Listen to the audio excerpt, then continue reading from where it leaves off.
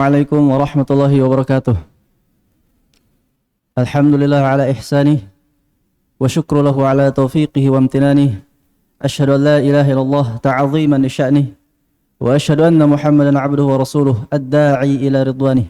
Wa sallallahu ala nabiyyina Muhammadin wa ala alihi wa ashabihi wa man tabi'ahum bi ihsan ila yaumiddin, amma ba'd. Alhamdulillah, segala puji hanya hak dan milik Allah Subhanahu wa taala yang atas limpahan rahmat dan nikmatnya sehingga kita diberikan kesempatan untuk berkumpul sekali lagi di pagi yang berberkah ini dalam rangka menuntut ilmu agama, mengumpulkan warisan Nabi kita sallallahu alaihi wasallam. Dan tak lupa juga untuk kita agar senantiasa bertaslim dan memberikan salam kepada Nabi kita sallallahu alaihi wasallam. Baik teman-teman sekalian, sahabat Ayub yang semoga dirahmati oleh Allah Subhanahu wa taala, kami ucapkan ahlan wa sahlan wa marhaban bikum. Selamat datang di program Sakinah, Sarapan Ki dengan Nasihat, yang berisi dua sesi. Sesi pertama itu sesi bedah buku, dan kita masih membahas buku Panduan Ibadah Umroh di bawah naungan Al-Quran dan Sunnah karya Ustadz Abu Yusuf Ubaid Bima Hafizahullah Ta'ala. Kemudian kita lanjutkan di sesi kedua dengan sesi tanya jawab atau tanya Ayub, tanya jawab seputar Islam bersama Ustadz Abu Yusuf Ubaid Bima Hafizahullah Ta'ala. Baik, untuk mempersingkat waktu kami berikan waktunya kepada Ustadz. Tafadhal Ustadz.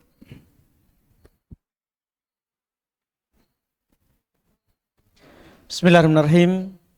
Alhamdulillahirabbil alamin. Shalatu wassalamu ala Rasulillah wa ala alihi wa ashabihi wa man tabi'ahum bi ihsan ila yaumiddin, amma ba'd. Alhamdulillah, kita lanjut lagi pembahasan sifat umroh di bawah naungan Al-Quran dan Sunnah. Pada hari ini masuk di pembahasan rukun umroh. Ibadah umroh memiliki rukun-rukun yang telah ditetapkan dalam syariat. Dan rukun-rukun ini itu wajib hukumnya dipenuhi oleh orang yang hendak melaksanakan umrah. Disebutkan oleh para ulama, bagi orang yang berumrah ada 3 rukun. Ada 3 rukunnya. Beda kalau haji lebih banyak rukunnya. Umrah hanya 3. Yaitu pertama berihram, yang kedua tawaf, kemudian nanti yang ketiga sa'i. Iya, ini rukun dalam berumrah. Seorang berihram, tawaf, sa'i. Setelah sa'i cukur, selesai. Nah, ini kita akan jelaskan satu persatu terkait dengan rukunnya ini. Yang pertama, berihram. Berihram artinya seorang berniat untuk masuk dalam beribadah umrah. Itu namanya berihram. Dinamakan ihram sebab memiliki asal kata dari kata haram. Karena dengan berihram seorang diharamkan perkara-perkara yang sebelumnya boleh. Misalnya sebelumnya boleh pakai parfum. Ketika dia berihram, haram dia pakai parfum. Sebelumnya boleh dia bagi laki-laki, ia memotong kuku, memotong rambut, mencabut bulu. Setelah berihram, haram. Sebelum berihram, seorang laki-laki boleh pakai pakaian berjahit. Baju, celana. Setelah berihram, tidak boleh pakai pakaian berjahit. Dia hanya boleh pakai sarung dan rida. Sebelum berihram, dia bahkan boleh melakukan akad nikah atau melamar. Setelah berihram, tidak boleh melamar. Tidak boleh melakukan akad nikah. Makanya dinamakan berihram. Dari kata haram. Dari kata haram. Iya, sama dengan kita dalam sholat, takbiratul ihram. Nah, dalam umrah ada juga namanya berihram. Berihram. Dan dalam berihram ini memiliki syarat. Jadi masing-masing dari rukun umroh ada syarat-syarat dan ketentuannya. Ada wajibnya, ada sunnahnya. Ketika berihram, ya, seorang tidak akan sah umrohnya tanpa memenuhi syarat dalam berihram. Pertama tentunya berniat, karena ini awal umroh. Ini adalah awal umroh. Awal dari masuknya seorang dalam ibadah umroh adalah dengan berihram. Sebagaimana awal masuknya orang dalam sholat dengan bertakbiratul ihram. Kalau umroh dengan berihram, ini pintunya. Iya. Jadi harus dia berniat. Nabi SAW bersabda, innamal amalu binniat. Wa innamal likulli imri'in ma nawa. Sungguh amalan itu tergantung pada niatnya. Dan setiap orang akan mendapatkan apa yang dia niatkan. Dan niatnya tidak dipersyaratkan harus berjamaah. Diucapkan, enggak. Sendiri-sendiri saja.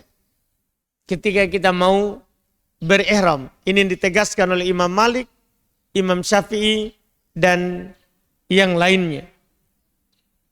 Kemudian berihram ini harus dilakukan di miqat. Berihram itu harus dilakukan di miqat. Iya, miqat itu sudah ditentukan tempat berihram. Bagi orang Yaman, ya Lamlam. Bagi orang Madinah, Dzul Hulaifah atau Bir Ali, sekarang dikenal dengannya. Iya, bagi orang ya Najd, Qarnul Manazil. Bagi orang Syam, Al-Juhfah. Ini bagi penduduk negeri itu dari semua sisi sudah ini, semua arah. Ini bagi mereka yang disebutkan namanya dan bagi orang yang datang dari arah itu. Walaupun bukan penduduknya. Misalnya kita negeri Indonesia ini, kalau mau masuk langsung umroh dari negeri kita, langsung mau masuk Makkah, maka kita masuknya arahnya Yaman. Karena pesawat kita dilewati Yaman. Kalau mau pergi berumrah atau berhaji, iya, maka masuknya adalah seperti masuknya penduduk Yaman, ya Lamlam. Kalau kita mau langsung berumrah. Tapi kalau kita turun di Jeddah, mau ke Madinah dulu, maka kita tidak berihram di pesawat. Kita nanti berarti masuk Makkah seperti penduduk Madinah. Maka kita berihram di Dzul Hulaifah, di Bir Ali. Jadi tergantung dari mana kita datang, arah mana. Yang jelas pembahasan sekarang adalah kita harus berihram di miqat. Kita harus berihram di miqat, tidak boleh melewati miqat. Dan alhamdulillah kalau kita darat, setiap miqat itu sudah dibangun masjidnya oleh pemerintah. Jadi kita bisa mampir, ganti pakaian, wudu, ganti pakaian, iya, dan yang lainnya. Di miqat itu, pemerintah Saudi sudah membangun masjid dan tempat ganti pakaian, kamar mandi dan yang lainnya di setiap miqat, yang disebutkan oleh Nabi SAW. Kemudian setelah itu kalau orang sudah ganti pakaian dengan pakaian ihram, maka dia naik kendaraannya. Ketika kendaraannya sudah mau start seperti Nabi, ketika ontanya mulai bergerak, baru beliau masuk dalam berihram, berniat dengan mengucapkan talbiyah labbaika umrah. Nah kalau begini, ini kita sudah masuk umrah. Kalau seperti ini kita sudah masuk umrah, labbaika umrah. Iya. Ini sudah masuk dalam berumrah dan dia ucapkan labbaika umrah, tidak dalam hati. Tidak dalam hati. Ini kewajibannya, diangkat suaranya. Diangkat suaranya. Dan tentunya disitulah awal dia tidak boleh lagi pakai pakaian berjahit. Setelahnya itu tidak boleh lagi pakai parfum. Hal-hal yang tidak dibolehkan. Iya, hal-hal yang tidak dibolehkan. Iya, dalam syariat. Kalau laki-laki hanya memakai sarung dan selendang. Hanya memakai sarung dan selendang. Iya. Ini hal yang harus dilakukan. Adapun sunnah-sunnahnya berihram, tentunya mandi. Ini sunnah, tidak wajib. Yang wajib itu tadi, dia di mikot, ya, dia berniat, kemudian dia tidak pakai pakaian berjahit, itu wajib. Tidak pakai parfum wajib. Nanti akan dimasukkan dalam pelanggaran umroh, pelanggaran ihram. Hal-hal yang tidak boleh dilakukan di ihram. Sunnahnya dalam berihram kita disunahkan mandi. Tidak wajib, tapi disunahkan kita mandi. Ya, sebelum kita berihram. Kemudian disunahkan kita berbersih, potong kuku. Karena sebentar kita tidak boleh lagi potong kuku. Iya, mencabut bulu ketiak, mencukur bulu di sekitar kemaluan, mencukur, memotong kumis. Kita berbersih. Ini hal yang disunahkan. Ini hal yang disunahkan. Kemudian memakai parfum. Karena setelah berihram tidak boleh pakai parfum. Jadi kalau mau pakai parfum, pakai memang seperti dalam hadits Aisyah. Beliau berkata, kuntu utayyibu Rasulullah li ihramihi hina yuhrimu. Ya, saya dulu memakaikan wewangian parfum kepada Rasulullah untuk ihramnya saat beliau berihram. Jadi pakai memang parfum sebelumnya. Ya, karena kalau sudah naik kendaraan dan mengucapkan labbaik umrah, tidak boleh lagi pakai parfum. Dan tidak apa-apa masih ada bekasnya setelah berihram. Yang penting dipakainya bukan saat berihram. Tapi setelah apa? Berihram. Sebelum berihram. Sebelum berihram. Ini sunnah. Ya. Kemudian mengenakan sarung dan rida. Tentunya ini sudah dimaklumi. Ya, sarung yang dipakai di bawah. Kemudian rida yang dipakai untuk menutup punggung. Untuk menutup punggung. Ini sunnah dalam berihram. Disunahkan juga sebelum berihram, disebutkan oleh para ulama, solat sunnah 2 rakaat. Ini berdasarkan apa yang dilakukan oleh Ibnu Umar dalam riwayat Imam Al-Bukhari dan Imam Muslim. Diriwayatkan oleh Imam Al-Bukhari dan Imam Muslim bahwa Nabi sallallahu alaihi wasallam melakukan sholat sunnah 2 rakaat, sholat sunnah ihram. Sholat sunnah ihram. Kemudian kita disunahkan bertalbiyah ketika sudah berada di atas kendaraan. Kalau kita sudah berniat berumroh di atas kendaraan ini, sudah siap, sudah mau masuk umroh, dengan mengucapkan labbaika umrah, maka kita disunahkan untuk banyak bertalbiyah.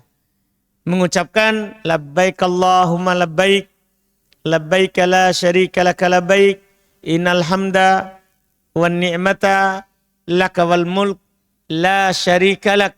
Itu kita ulang-ulang setelahnya. Itu kita ulang-ulang setelahnya. Setelah kita labbaika umrah, maka kita disunahkan untuk mengucapkan berihlal namanya. Berihlal yaitu mengucapkan labbaika la syarik. Itu yang dimaklumi ya. Labbaika Allahumma labbaik. Saya menjawabmu. Ya Allah, saya menjawabmu. Labbaika la syarika laka labbaik. Saya menjawabmu ya Allah, tidak ada syarikat bagimu. Ya, saya menjawabmu.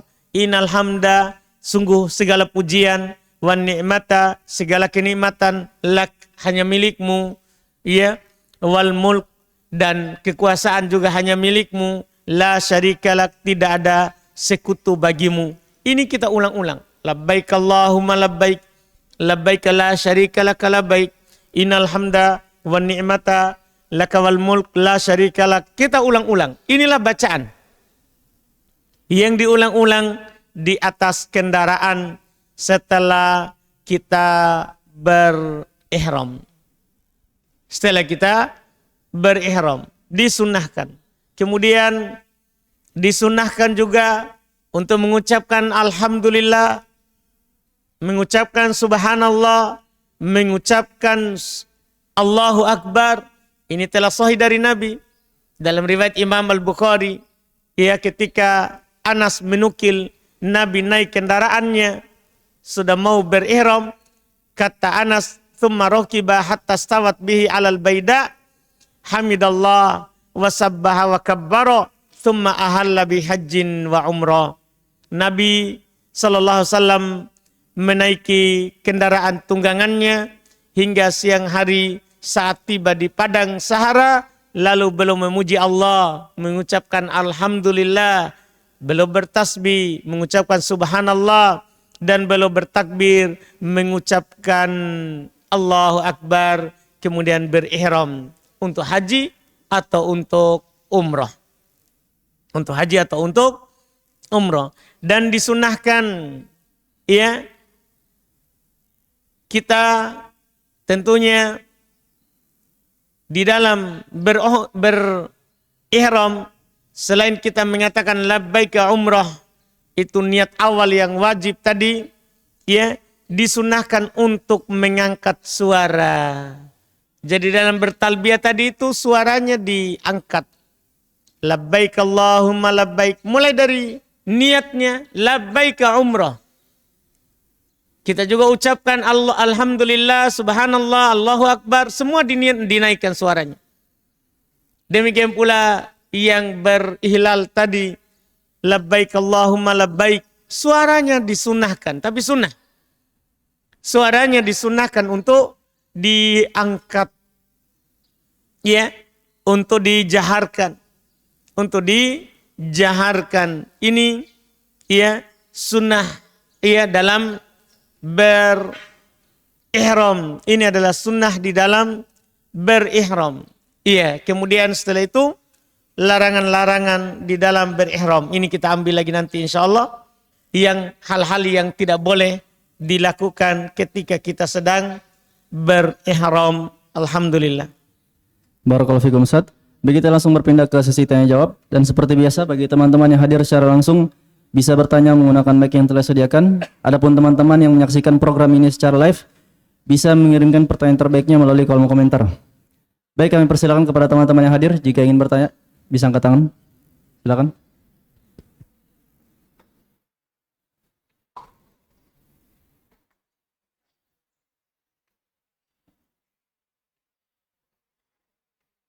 Bismillah. Afwan Ustaz, bolehkah anak yang belum berhaji membadalkan haji kepada orang tuanya?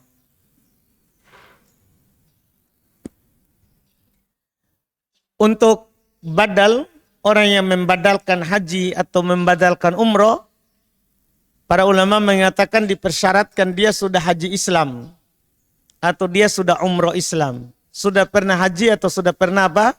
Umroh. Iya. Dia sudah pernah haji atau sudah pernah umroh.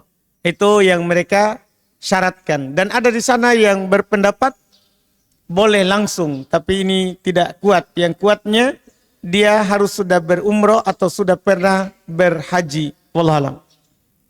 Barakallahu fiik Ustaz. Kalau dia sewa badal haji begitu Ustaz, misalnya dia sewa badal haji untuk orang tuanya, dia badalkan, tapi dia sendiri belum berhaji, tapi dia sewa badal haji. Orang lain? Iya Ustaz. Yang sudah haji? Nah Ustaz. Boleh. Boleh, kalau dia belum haji dan orang tuanya dia mau badalkan, boleh dia biayai orang yang sudah pernah berhaji untuk menghajikan orang tuanya. Wallahu a'lam. Satu lagi Ustaz. Kalau misalnya anaknya pergi lagi umroh dan si orang tuanya sudah dibadalkan haji, bolehkah anaknya yang pergi umroh itu dia berniat juga membadalkan umroh orang tuanya atau tidak? Kalau dia sudah berumroh, kemudian sekarang dia sudah berumroh Islam, kemudian sekarang dia pergi lagi umroh, boleh langsung dia niatkan badal orang tuanya.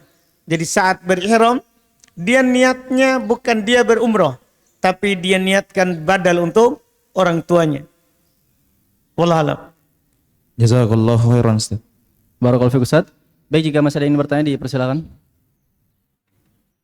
Silakan Pak.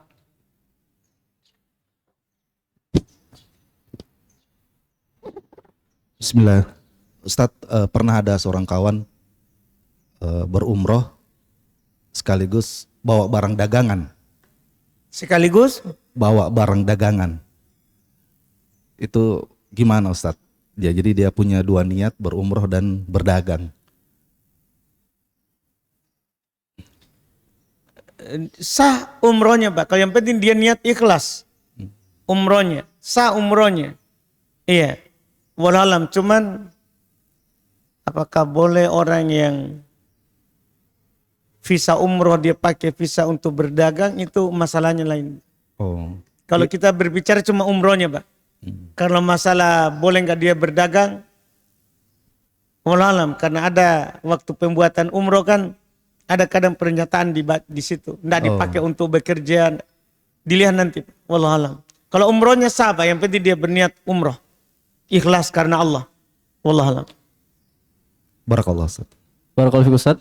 Baik, jika masih ada yang bertanya dipersilakan. Jika tidak ada, kami bacakan pertanyaan di sini.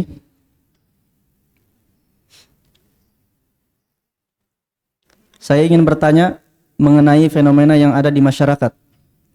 Ada sebagian orang yang menikah dengan cara siri, termasuk dalam kasus poligami, dengan alasan tidak mau repot mengikuti prosedur pemerintah. Misalnya, izin pengadilan atau persetujuan istri pertama. Padahal di sisi mereka juga sering menekankan pentingnya taat kepada ulil amri. Selain itu, ada juga kasus pernikahan di mana pasangan menikah saat pihak perempuan masih di bawah umur dan belum memiliki KTP. Alasannya, nanti setelah cukup umur bisa dibuatkan KTP. Kemudian, pernikahan dicatat ulang secara resmi. Pertanyaan saya, bagaimana sebenarnya pandangan Islam terhadap praktik-praktik seperti ini Ustadz? Apakah hal itu bisa dianggap melanggar ketaatan kepada ulil amri, mengingat aturan pemerintah tidak serta-merta bertentangan dengan hukum Allah, tetapi dibuat untuk melindungi hak-hak istri dan anak? Dan apakah pernikahan siri, khususnya dalam konteks poligami atau menikah di bawah umur, sebaiknya dipilih atau justru dihindari? Kalau masalah masih di sekarang, kita mulai dulu dengan nikah di bawah umur tadi itu ya. Kan pemerintah mempersyaratkan umur. Iya, sudah punya KTP, terus ada umur lagi setelahnya. Kalau dalam masalah itu, kita tentunya kita berbicara terkait dengan ketaatan pemerintah karena tasarrufu ar-ra'iyah, tasarrufur ra'i, ya, limaslahatir ra'iyah. Tasarruful amir, kaidahnya ya, tasarruful amir manutun limaslahatir ra'iyah. Aturan dari pemerintah itu untuk maslahat rakyat. Jadi sebenarnya mereka atur bahwa tidak boleh menikah di bawah umur itu dikarenakan angka perceraian yang tertinggi adalah di orang yang menikah di bawah umur di negeri kita ini. Akhirnya mereka keluarkanlah aturan. Itu untuk maslahat kita. Untuk maslahat kita. Dan pemerintah juga membuka ya jalur kalau memang mau ya disidang dulu. Ditempuh saja. Dan kalau kita menikah tanpa sidang, tanpa persetujuan dari pemerintah, nikahnya sah. Tapi kita maksiat. Karena kita wajib taat pemerintah. Selama itu bukan maksiat. Dan mengikuti pemerintah dalam hal itu adalah kewajiban, bukan maksiat. Karena ada maslahat untuk kita. Ya, Allah perintahkan kita di Quran, ya ayyuhalladzina amanu atiullaha wa atiur rasul wa ulil amri minkum. Wahai orang-orang yang beriman, taatilah Allah, taatilah Rasul, dan pemimpin di antara kalian.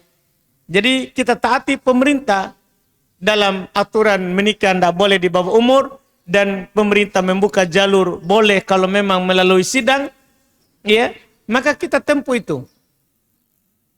Kita tempuh. Dan itu juga untuk maslahat pernikahan setelahnya.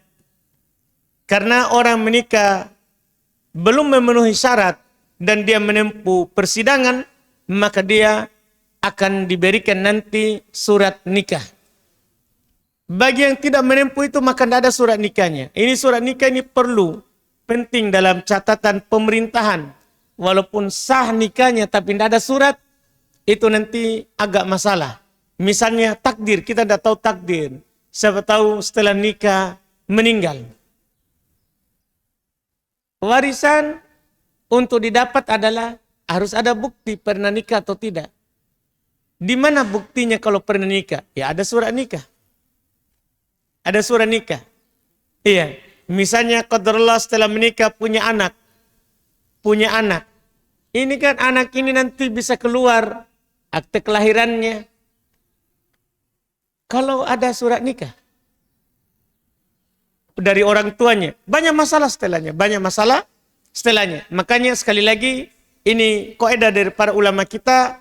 Tasarruful al-amir manutun limaslahatir ra'iyah. Peraturan dari pemerintah itu dibangun di atas maslahat untuk masyarakat kita. Jadi kita harusnya taat. Harusnya apa? Taat. Ini untuk yang menikah di bawah umur. Adapun yang pertanyaan pertama, ya, nikah siri ya. Nikah siri ini tergantung. Kalau yang diinginkan nikah siri, nikah sembunyi-sembunyi, tidak ada yang tahu, batal nikahnya, tidak sah. Tidak sah, nikah siri, nikah rahasia. Tidak ada yang tahu. Batal nikahnya. Tidak sah pernikahannya. Kalau diinginkan dengan nikah siri adalah tidak ada surat. Dikenal nikah terang-terangan. Hanya saja dia tidak punya catatan di pemerintahan. Iya. Apakah nikah yang seperti ini sah? Sah secara agama. Secara agama. Tapi secara catatan pemerintahan tidak sah. Ini tidak disarankan. Karena kita ini ahli sunnah. Tadi jelas ayatnya. Diperintahkan oleh Quran untuk taat pemerintah. Pemerintah tidak melarang untuk menikah. Bahkan sampai 4. Tidak melarang. Pemerintah menjaga hak warga negaranya. Dengan resmi, maka hak warga negara itu terpenuhi. Terpenuhi. Makanya tidak disarankan nikah siri. Ya. Apapun kesulitannya, kalau kita tidak mampu lakukan, berarti kita belum mampu nikah. Belum mampu kita berpoligami. Belum mampu. Kita mau enak tapi tidak mau repot. Itu hanya berarti kita hanya mau menunaikan syahwat. Kalau ada akhwat, ada ummahat atau ada janda dilamar oleh ikhwan yang hanya ayam yang penting sah saja. Ketahuilah itu syahwat. Nanti kalau dia sudah turun syahwatnya, kamu dibuang. Karena dia menikahimu karena kepentingan syahwat saja. Kepentingan kelamin, mohon maaf. Kepentingan kelamin. Nanti kelaminnya mati, selesai. Iya, itu selesai. Lututnya encok, pinggangnya encok, lututnya kalah, selesai. Kamu akan ditinggalkan, dia akan kembali ke istri pertama. Kalau begitu. Iya, itu hanya kepentingan syahwat. Enggak. Orang menikah itu untuk membangun rumah tangga, untuk hidup, beribadah kepada Allah, bukan hanya syahwat. Kalau syahwat itu hewan. Tidak pikir apa-apa. Hewanlah yang kejar betina, kawin, selesai. Tidak ada pertanggungjawaban setelahnya. Kalau kita manusia, ada hak dan kewajiban yang harus dipenuhi. Dan hak dan kewajiban ini sulit terpenuhi kadang kalau tidak ada catatan resmi. Ingat, pemerintah tidak melarang kita menikah lebih dari satu. Cuman pemerintah mau sekali lagi menjaga hak warga negaranya. Bayangkan kalau kita menikah tanpa ada surat. Istri kedua kalau suaminya meninggal, bisa tidak dapat warisan. Bisa istri pertama dan anak dari istri pertama yang dapat saja. Yang kedua kalau dia mau ambil, saya itu dikasih sama suamiku. Istri pertama kalau dia orang dendam, kalau tidak sidang di pengadilan, mana surat nikahmu? Mana buktinya kalau suami saya pernah nikah sama kamu? Selesai masalah. Harus pikirkan masa yang akan datang. Jangan hanya pikirkan, oh ini ada ikhwan baik, taat, rajin taklim, punya mobil, dompetnya juga cukup tebal. Enggak. Pikirkan bagaimana setelahnya. Bayangkan kalau dia meninggal, kita tidak dapat warisan. Anak kita tidak diakui oleh pemerintah. Harus, ya poligami, kalau memang mau sah, ya harus lewat jalur syarat pemerintah. Harus sidang dengan istri pertama. Kalau tidak mampu, Ustaz, saya tidak mampu karena istri pertama tidak setuju. Sabar. Apakah memang harus itu poligami? Nabi SAW tidak poligami selama hidupnya dalam 25 tahun dengan istrinya. Khadijah. Tidak poligami. 25 tahun. Kamu baru menikah dengan istrimu sudah berapa tahun? Baru 5 tahun sudah cerita poligami, istrinya tidak setuju. Sudah ngamuk-ngamuk dengan katanya istri tidak mau melakukan sunnah. Poligami bukan sunnah. Poligami itu mubah. Mubah. Iya. Sebagaimana yang dikatakan oleh Syekh Ibnu Utsaimin rahimahullah dalam pendapat yang kuat di Syarah Mumti di Kitabun Nikah. Poligami hukumnya mubah. Jangan sampai kita melakukan yang mubah, kita berbuat dosa dengan menelantarkan istri pertama. Apalagi kalau anak-anaknya lagi, ditelantarkan anak-anaknya. Tidak boleh. Kita harus pikirkan panjang. Dan bagi akhwat yang dilamar tanpa ada sidang dengan istri pertama, tunda dulu. Insya Allah kalau kita memang ada jodohnya, akan datang sendiri. Tidak perlu kita tergesa-gesa. Iya. Tidak disarankan orang nikah tanpa surat, tanpa izin dari pemerintah. Tidak disarankan. Tidak disarankan. Yang pertama, ini merupakan akidah ahli sunnah wal jamaah, ciri mereka taat pemerintah. Dan ingat, pemerintah tidak melarang, cuman melalui jalur. Melalui jalur. Di sidang akan dipanggil istri pertama, akan dipanggil calon istri kedua. Calon istri kedua. Kalau mereka setuju, akan diberikan izin untuk menikah dan resmi dikeluarkan surat nikahnya.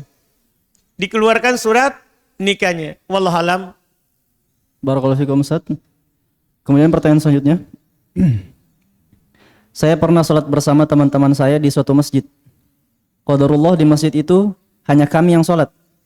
Lalu ketika salah seorang dari kami menjadi imam, dan dia bisa dibilang yang paling berilmu di antara kami. Lalu ketika si imam ini ingin mengatur shaf di antara kami, dia berkata seperti ini, lurus dan rapatkan shaf, jangan ada jarak di antara kita. Pertanyaannya, bagaimana dengan ucapan ini Ustaz? Lurus dan rapatkan shaf.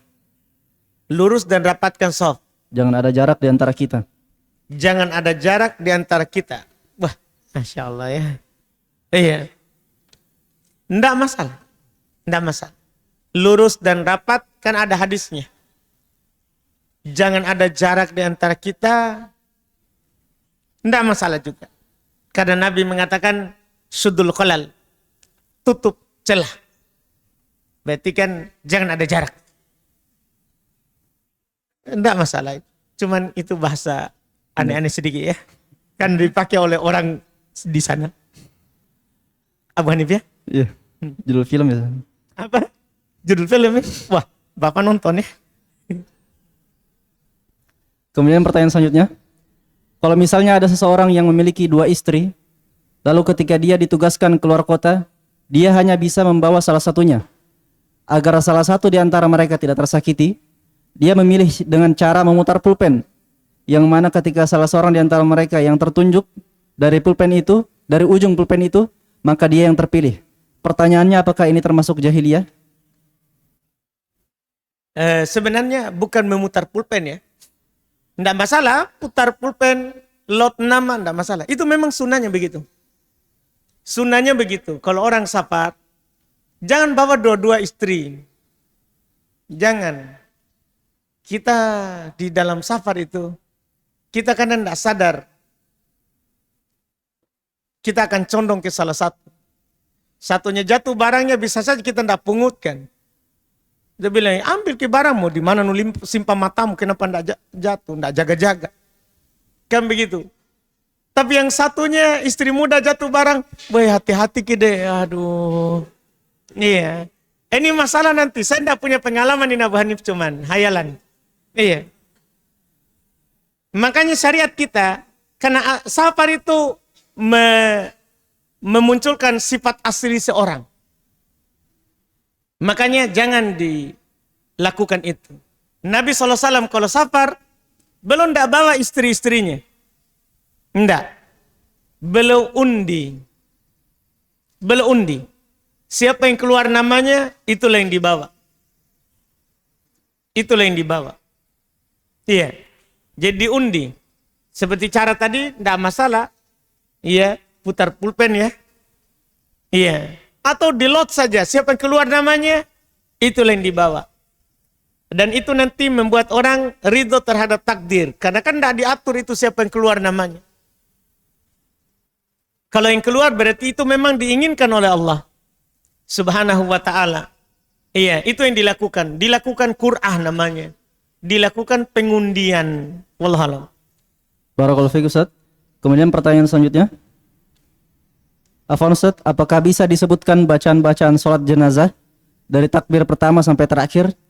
Karena ada sebagian kami baru belajar, sehingga kalau ada jenazah yang mau disolati kami tidak tahu. Jazakallahu khairan. Baik. Ada buku ini, buku jenazah ya. Semua tentang jenazah. Kalau bacaannya takbir pertama, jadi sholat jenazah itu kan 4 takbir, itu rukunnya. 4 kali takbir. Takbir pertama, Al-Fatihah. Iya. Tanpa surat lain setelahnya. Al-Fatihah saja.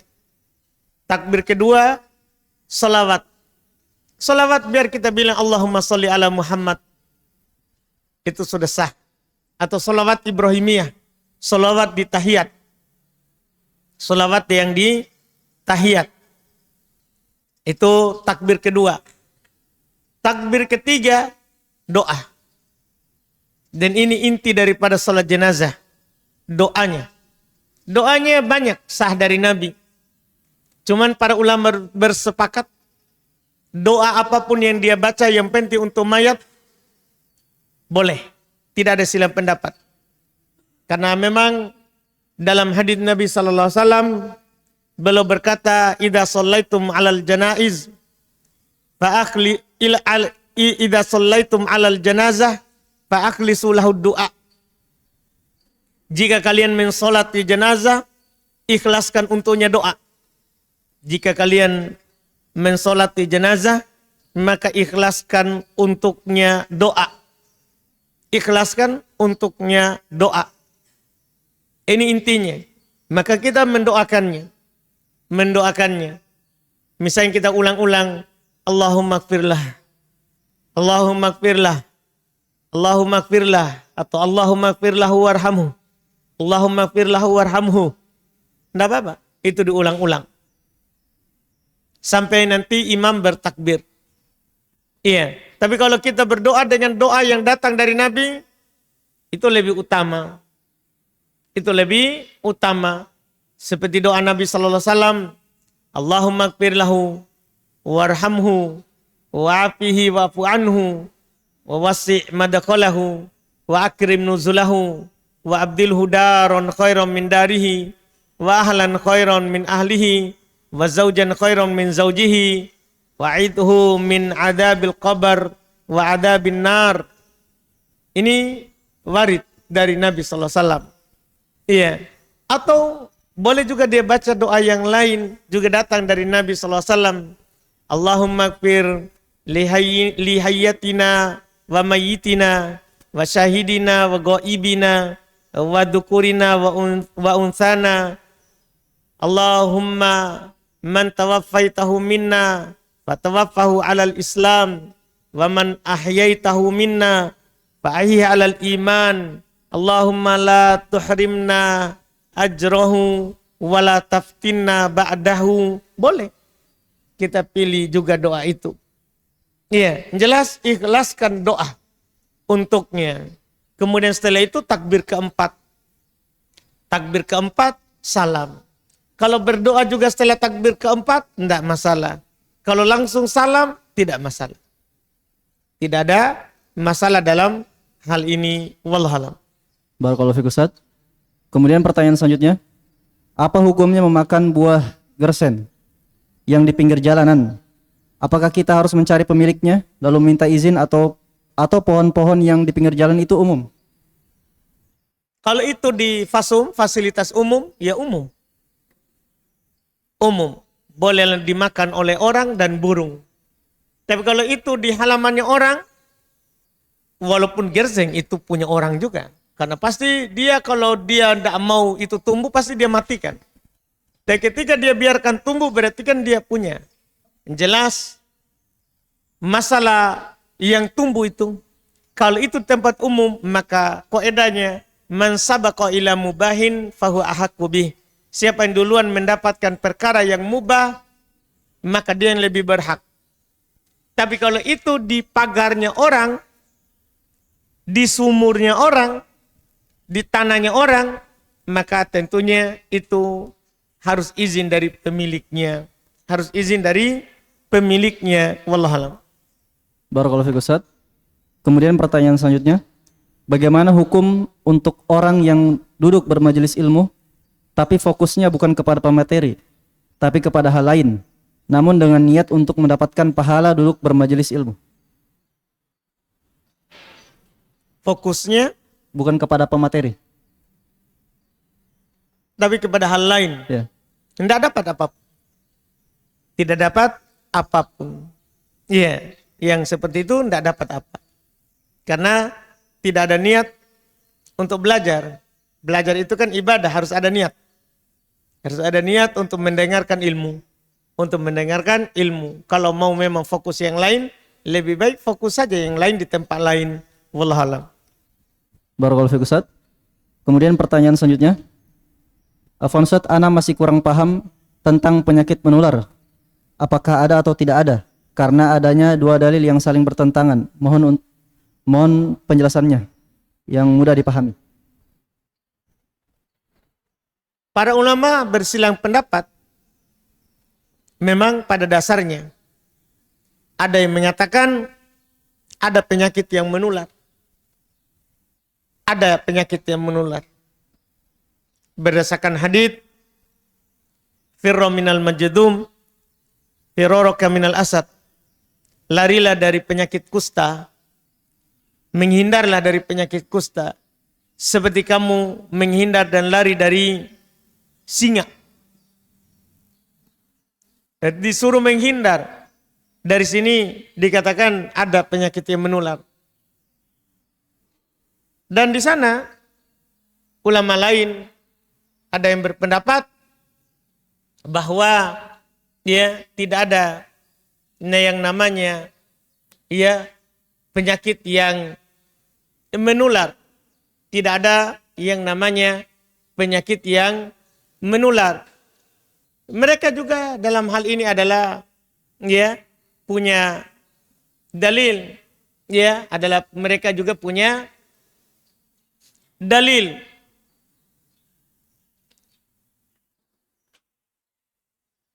di dalam masalah ini. Di antara dalil mereka adalah ada hadis ya dari Nabi sallallahu alaihi wasallam ya, la adwa, kata Nabi, la adwa. Tidak ada penyakit yang menular. Memang jelas. Ini hadis riwayat Imam Al-Bukhari rahimahullahu taala. Ini hadis ya riwayat Imam Al-Bukhari rahimahullahu taala. Kita dengan hadis ini sangat jelas berarti tidak ada penyakit menular. Bahkan dalam hadis itu sendiri, ini yang nanti yang membuat pendapat ini sangat kuat sekali sebenarnya kalau dilihat.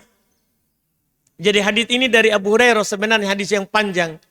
Saya tadi hanya sebutkan ujungnya. Jadi Nabi pernah bilang, la adwa wala safar wala hamah. Tidak ada penyakit menular. Tidak ada safar, kesialan di bulan safar. Wala hamah. Tidak ada kesialan karena mendengar burung hantu. Orang kalau dengar burung hantu, wah, ada sesuatu ini. Tidak ada. Biar itu 1000 burung hantu bunyi, tidak ada kesialanmu. Lempar saja. Iya, tidak ada kesialan. Di sini ada selanjutnya itu hadis. Jadi di hadis itu kata Abu Hurairah, faqala Arabi, orang Arab pedalaman berkata, ya Rasulullah, fama balu ibili takunu fir raml ka'annaha diba fayatihil ba'iril ajrab fayadkhulu bainaha fayujribuha. Ini nyata ini. Wahai Rasulullah, kenapa ontaku sehat sekali? Tidak ada cacat pada kulitnya.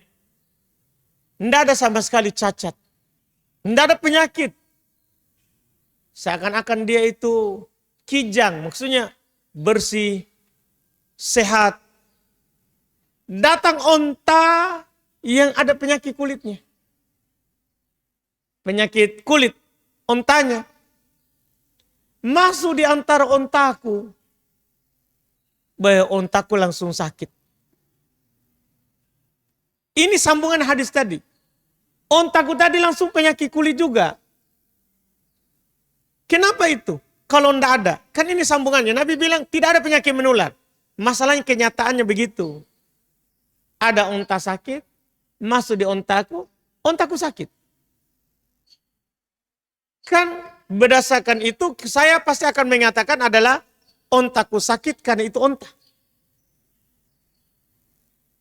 Sederhana saja kata Nabi kepadanya. Ini orang Arab pedalaman. Pemahaman kurang. Nabi cuma bertanya kepadanya. Faman a'dal awal. Kalau kamu berpendapat ontamu sakit karena adanya itu onta. Terus siapa yang menularkan itu yang pertama? Kalau memang ada penyakit yang menular. Siapa yang menularkan itu yang pertama? Onta yang pertama tadi, siapa yang tularkan?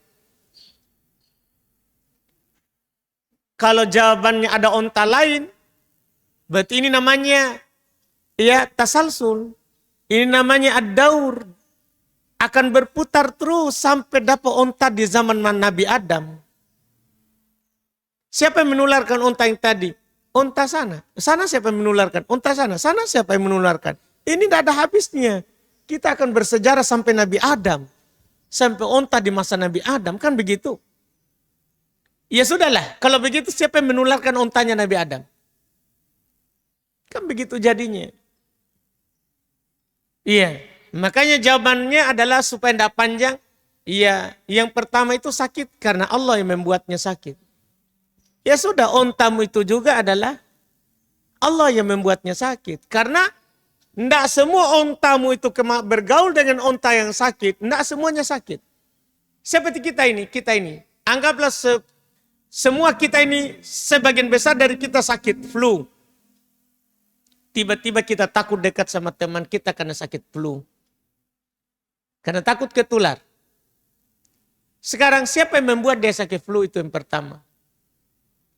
Terus juga belum tentu kita bergaul dengan orang yang sakit flu, kita sakit flu. Belum. Tidak boleh kita pastikan.